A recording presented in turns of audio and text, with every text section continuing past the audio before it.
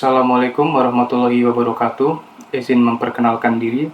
Nama saya Sohibul Akbar, NPM 2211060017. Pada video kali ini, kami akan menjelaskan materi mengenai penerapan teknik Time Division Multiplexing atau TDM dalam jaringan komputer. Nah, video kali ini kami buat untuk memenuhi tugas mata kuliah komunikasi data dengan dosen pengampu Ibu Lia Rosmalia STMkom dengan anggota sebagai berikut. Nah, pada pembahasan kita kali ini, kami akan membahas 3 pokok pembahasan ya. Yang pertama adalah konsep dasar teknik Time Division Multiplexing. Kemudian pembahasan yang kedua adalah cara kerja teknik Time Division Multiplexing pada jaringan komputer. Kemudian untuk pembahasan yang terakhir, yang ketiga, adalah penerapan teknik Time Division Multiplexing dalam jaringan komputer. Langsung saja kita masuk ke pembahasan yang pertama. Konsep dasar teknik Time Division Multiplexing. Teknik dasarnya mengalokasikan waktu secara bergantian untuk berbagai sinyal dalam satu saluran. Nah, setiap sinyal diberi time slot yang unik. Dengan demikian, sumber daya dapat digunakan secara optimal dan efisien. Kemudian kita masuk ke pembahasan yang kedua, cara kerja teknik Time Division Multiplexing pada jaringan komputer. Nah, dalam penggunaan teknik Time Division Multiplexing ini pada jaringan komputer, kabel transmisi digunakan menggunakan sinyal sinus yang memiliki beberapa gelombang yang mempunyai frekuensi tertentu. Nah, tiap frekuensi yang memiliki sinyal sinus itu digunakan untuk mengirimkan data antara dua perangkat komunikasi. Kemudian untuk contoh penerapannya dalam jaringan komputer ada 4 contohnya. Penerapan teknik Time Division Multiplexing. Yang pertama, diterapkan untuk PABX atau Private Automatic Branch Exchange, kemudian pada Internet Service Provider atau ISP dalam jaringan telepon, dan teknik Time Division Multiplexing pada transmisi data. Nah, untuk pembahasan mengenai PABX atau Private Automatic Branch Exchange ini akan dibahas oleh saya sendiri. Dan langsung saja kita bahas, apa sih PABX atau Private Automatic Branch Exchange itu? Nah, PABX adalah suatu sistem telekomunikasi yang digunakan dalam lingkungan bisnis atau organisasi untuk mengelola komunikasi suara internal dan eksternal. Nah, tujuan utamanya PABX adalah untuk menyediakan saluran komunikasi internal yang efisien, menghemat biaya panggilan, dan beberapa fitur-fitur tambahan seperti panggilan konferensi, sarana tunggu, dan lainnya. Nah, untuk keuntungannya sendiri, penggunaan teknik Time Division Multiplexing dalam PABX ini adalah PABX dapat mengoptimalkan penggunaan sumber daya dan memungkinkan beberapa ekstensi berbagai saluran transmisi yang sama.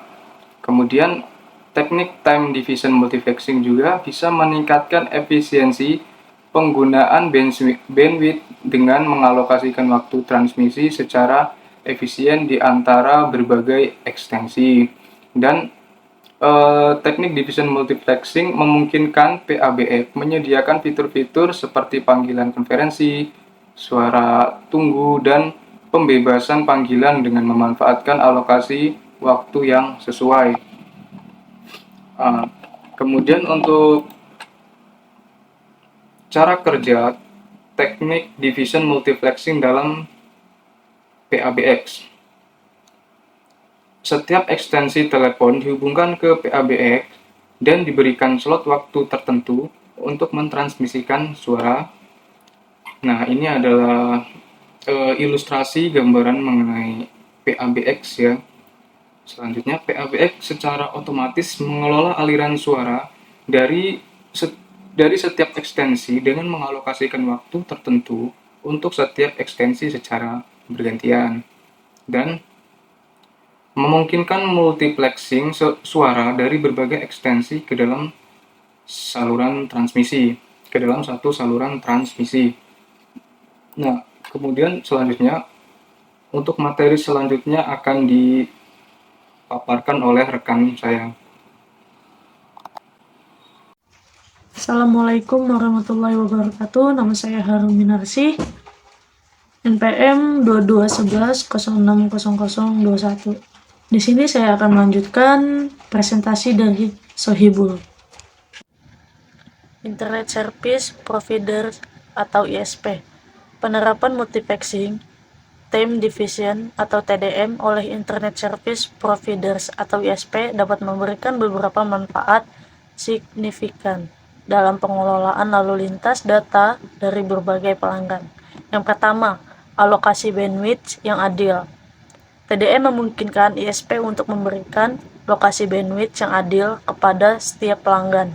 Setiap pelanggan atau kelompok pelanggan dapat diberikan time slot tertentu untuk penggunaan data mereka. Memastikan bahwa tidak ada satupun pelanggan yang mendominasi sumber daya jaringan. Yang kedua, manajemen traffic peak. Dengan menggunakan TDM, ISP dapat mengelola lalu lintas data selama periode waktu yang sibuk atau puncak. Penggunaan time slots dapat disesuaikan dengan pola lalu lintas harian atau mingguan, memastikan ketersediaan bandwidth yang cukup selama periode intensitas tinggi. Yang ketiga, peningkatan efisiensi pengguna sumber daya.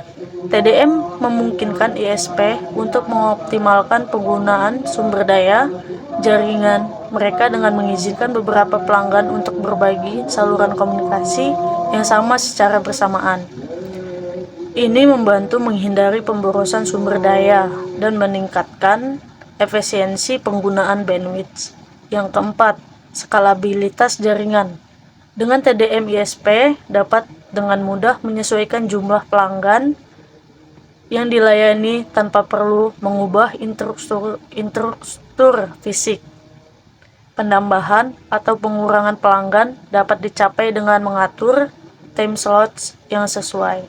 Yang kelima, pemisahan layanan. ISP dapat menggunakan TDM untuk memisahkan layanan berbeda dalam time slots yang berdedikasi, misalnya layanan internet, layanan telepon, dan layanan TV kabel. Dapat dialokasikan time slot yang terpisah untuk menghindari interferensi antara layanan. Yang keenam, itu ada penjadwalan layanan berkualitas tinggi. ISP dapat menggunakan TDM untuk memberikan prioritas pada layanan yang memerlukan kualitas tinggi atau bandwidth lebih besar seperti layanan streaming, video, atau telekonferensi. Yang ketujuh, manajemen konflik dan kolisi. TDM membantu ISP menghindari konflik dan kolisi data antara pelanggan yang dapat mempengaruhi kinerja jaringan secara keseluruhan. Assalamualaikum warahmatullahi wabarakatuh. Perkenalkan, nama saya Diki Septiadi, NPM 2211060012. Di sini saya akan melanjutkan presentasi dari anggota saya yaitu Arum Minarsi tentang yaitu TDM dalam jaringan telepon. Penerapan multiplexing time division atau yang disebut juga TDM dalam jaringan telepon adalah contoh klasik dari penggunaan teknik ini untuk meningkatkan efisiensi komunikasi suara. Yang pertama, alokasi time slot untuk voice data. Dalam jaringan telepon, setiap panggilan suara bisa dialokasikan ke time slot tertentu. Time slot ini memberikan periode waktu khusus di dalam frame waktu yang berulang, di mana data suara dari penggunaan tersebut akan ditransmisikan. Yang kedua, time division multiplexing dalam sirkuit waktu. TDM membagi waktu ke dalam time slot dan setiap time slot diperuntukkan bagi satu saluran suara. Voice data dari berbagai panggilan telepon berbagai saluran komunikasi yang sama, tetapi tidak bersamaan. Mereka ditransmisikan secara bergantian pada setiap time slot.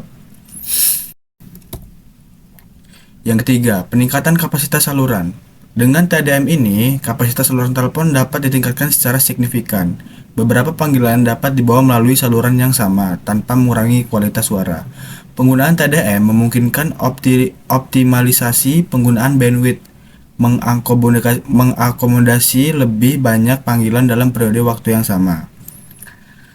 Yang keempat, manajemen panggilan simultan.